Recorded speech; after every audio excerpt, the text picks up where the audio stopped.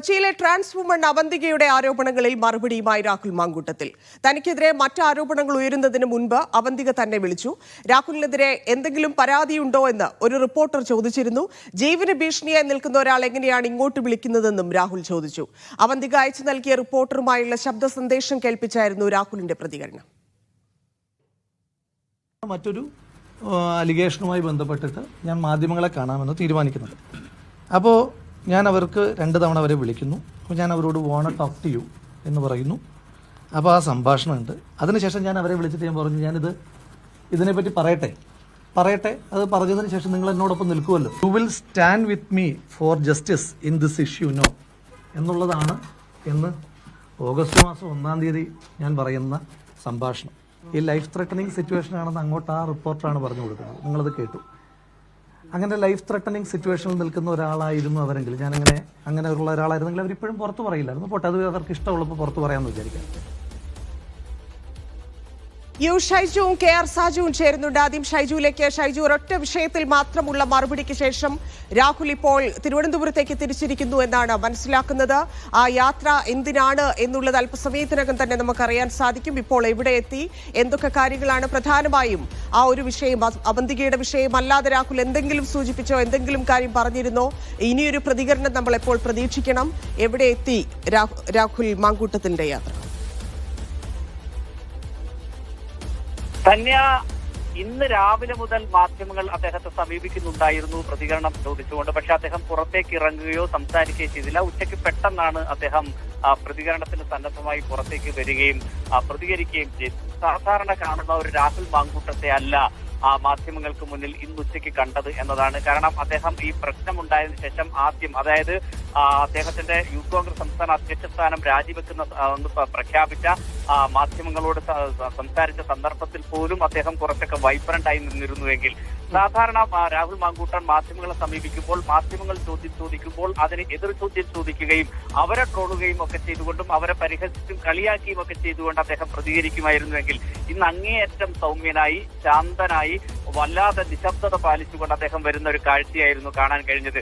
വന്നതിന് ശേഷം അദ്ദേഹം പറഞ്ഞൊരു പ്രധാനപ്പെട്ട കാര്യം അവന്തികയുമായി ബന്ധപ്പെട്ടതാണ്. കാരണം രാഹുൽ മാങ്കൂട്ടത്തിനെതിരെ പരാതി പറഞ്ഞതിൽ അല്ലെങ്കിൽ പ്രതികരിച്ചതിൽ ഒരു പ്രധാനപ്പെട്ടയാളാണ് അവന്തിക എന്ന ട്രാൻസ്ജെൻഡർ വിമൻ.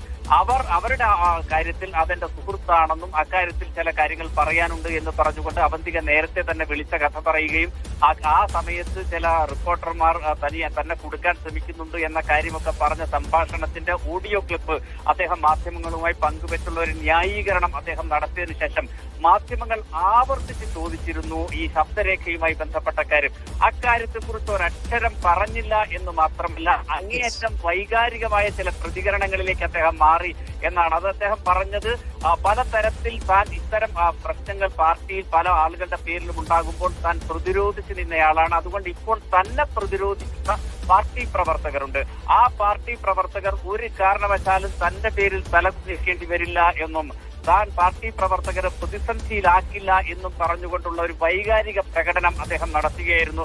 മാത്രവുമല്ല, തന്നെ സ്നേഹിക്കുന്ന, തന്നെ ഇഷ്ടപ്പെടുന്ന, തന്നെ കുറ്റപ്പെടുത്തുന്ന, തന്നെ കളിയാക്കുന്ന എല്ലാവരോടും താൻ ഇപ്പോൾ ക്ഷമ ചോദിക്കുന്നു എന്ന് പറഞ്ഞുകൊണ്ടുള്ള ഒരു ക്ഷമാപണവും അദ്ദേഹം നടത്തിയിട്ടും മടങ്ങുകയാണ് ചെയ്തത്. അല്ലാതെ അദ്ദേഹത്തിന് എതിരെ ഉയർന്ന ഈ ഓഡിയോ ക്ലിപ്പുമായി ബന്ധപ്പെട്ട ഒരു കാര്യത്തിനും കൃത്യമായ ഒരു മറുപടിയും നൽകിയില്ല. കാരണം ആ ഓഡിയോ ക്ലിപ്പിൽ ഗർഭചിത്രത്തിന് നിർബന്ധിക്കുന്നതും അത് ചെയ്തില്ല എങ്കിൽ ശിക്ഷിക്കുമെന്നതും ഒരു വനിതയെ എങ്ങനെ കൊല്ലും, അത് നിസ്സാരമാണെന്നടക്കമുള്ള കാര്യങ്ങൾ പറഞ്ഞ പ്രധാനപ്പെട്ട കാര്യങ്ങൾക്കൊന്നും മറുപടി നൽകാതെയാണ് അദ്ദേഹം അകത്തേക്ക് കയറിപ്പോയത്. അകത്തേക്ക് കയറിപ്പോയതിനു ശേഷം ഒരു 15 മിനിറ്റിന് ശേഷം അദ്ദേഹത്തിന്റെ കാർ റെഡിയാകാൻ ഡ്രൈവറോട് പറയുന്നു. ആ കാർ റെഡിയാക്കി പുറത്തേക്ക് വരുന്നു. അപ്പോൾ അദ്ദേഹം പുറത്ത് മറ്റൊരു സ്ഥലത്തേക്ക് പോകാനായി ഇറങ്ങുമ്പോൾ അദ്ദേഹത്തോട് എവിടെ പോകുന്നു, എങ്ങോട്ടാണ് പോകുന്നത്, രാജിവെക്കുമോ, ഈ ശബ്ദരേഖയെ കുറിച്ച് എന്തെങ്കിലും പറയാനുണ്ടോ തുടങ്ങിയ കാര്യങ്ങൾ ആവർത്തിച്ച് മാധ്യമങ്ങൾ ചോദിക്കുമ്പോഴും അദ്ദേഹത്തിന്റെ ഭാഗത്തു നിന്നും ഒരു നിലയ്ക്കും ആ കാര്യത്തെക്കുറിച്ചൊരു മറുപടി വന്നില്ല. തിരിച്ചുകൊണ്ട് അദ്ദേഹം വാഹനത്തിൽ കയറി പോവുകയായിരുന്നു. അദ്ദേഹത്തെ പിന്തുടർന്നുകൊണ്ട് നമ്മൾ ഇപ്പോഴും അദ്ദേഹത്തിന്റെ പിന്നിലുണ്ട്. അദ്ദേഹം ഇപ്പോൾ കൊട്ടാരക്കര കഴിഞ്ഞ് മുന്നോട്ട് പോകുന്നതാണ്. അദ്ദേഹം തിരുവനന്തപുരം ഭാഗത്തേക്കാണ് പോകുന്നത് എന്നാണ് നമുക്ക് മനസ്സിലാക്കുന്നത്. എവിടേക്കാണ്, എന്തിനാണ് പോകുന്നത് എന്ന കാര്യം നമുക്ക് വ്യക്തമല്ല. ഇപ്പോൾ കരിക്കം കഴിഞ്ഞ് കൊട്ടാരക്കര കരിക്കം കഴിഞ്ഞ് മുന്നോട്ട് പോവുകയാണ് അദ്ദേഹത്തിന്റെ വാഹനം. 2-3 സാധ്യതകളാണ്. കഴിഞ്ഞ ദിവസം പോയതുപോലെ അദ്ദേഹം കിളിമാനൂരിൽ അമ്മയുടെ വീട്ടിലേക്കാണോ പോകുന്നത് എന്നെ സംബന്ധിച്ച ഒരു വ്യക്തത ഉണ്ടാവേണ്ടത്. അത് കിളിമാനൂർ പിന്നിട്ടാൽ മാത്രമേ നമുക്ക് അക്കാര്യം പറയാൻ കഴിയൂ. ശരി, അത് നോക്കാം. എന്തായാലും തിരുവനന്തപുരത്ത് എത്തിയാൽ തന്നെ രാജ്യപ്രഖ്യാപനം അത് പാർട്ടിയായിരിക്കുമോ നടത്തുക, ഇല്ലെങ്കിൽ നേരിട്ട് അത് നടത്താനുള്ള സാധ്യതയും നമ്മൾ കാണുന്നില്ല. എന്തായാലും കിളിമാനൂർ കഴിയട്ടെ ഷൈജു, എങ്ങോട്ടാണ് പോകുന്നത് എന്നത് നമുക്ക് അന്നേരം തീരുമാനിക്കാം. എന്തായാലും യാത്രയിലാണ് രാഹുൽ ഉള്ളത്. സാധാരണ പോലെയല്ല, നേരത്തെ ഷൈജു പറഞ്ഞതുപോലെ അത്രയധികം അവശനായുള്ള പ്രതികരണമാണ്. സ്വാഭാവികമായിട്ടും ഇത്രയധികം തെളിവുകൾ പുറത്തു വരുന്നു, ഇത്രയധികം ഓഡിയോ സന്ദേശങ്ങൾ കേൾക്കുന്നു, അതുണ്ടാക്കിയ ആഘാതം, അതിൽ നിന്ന് പാർട്ടി എടുത്തിരിക്കുന്ന തീരുമാനം, പാർട്ടിയിൽ വരുന്ന സമ്മർദ്ദം, അതെല്ലാം സ്വാഭാവികമായിട്ടും അദ്ദേഹത്തിന്റെ ബോഡി ലാംഗ്വേജിൽ പ്രകടവുമായിരുന്നു.